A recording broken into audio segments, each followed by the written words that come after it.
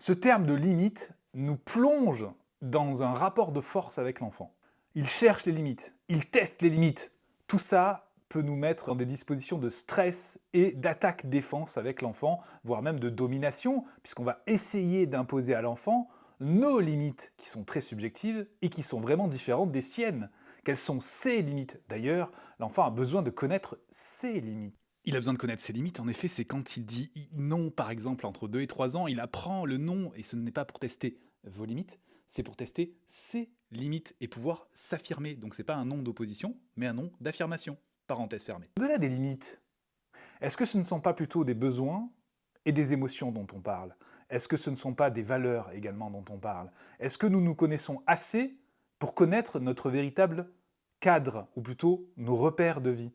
Parce qu'il est là, le questionnement. Dès lors que nous nous connaîtrons assez et que nous serons capables de pouvoir communiquer sur nos valeurs, nos émotions et nos besoins, avec un message jeu, par exemple, « Le sol n'est pas débarrassé, tu testes mes limites, j'en ai marre de toi !» Plutôt que de dire ça, on peut dire « Je ressens de la frustration quand je vois le sol qui est encombré, j'ai besoin de pouvoir passer l'aspirateur, pour moi c'est important que la maison reste propre. » Nous ne serons plus dans ce rapport de force avec l'enfant et nous ne serons pas de l'accuser de tester nos limites ou de nous chercher.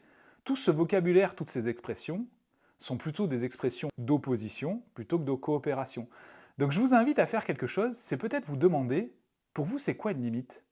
Est-ce qu'il ne serait pas possible de remplacer ce terme limite par un autre terme qui aurait un ancrage beaucoup plus positif et qui évoquerait pour vous plus une coopération en cours avec l'enfant, un accordage avec l'enfant, plutôt qu'une méfiance par rapport au fait que l'enfant teste les limites et cherche à dépasser les limites? Qu'est-ce que vous en pensez?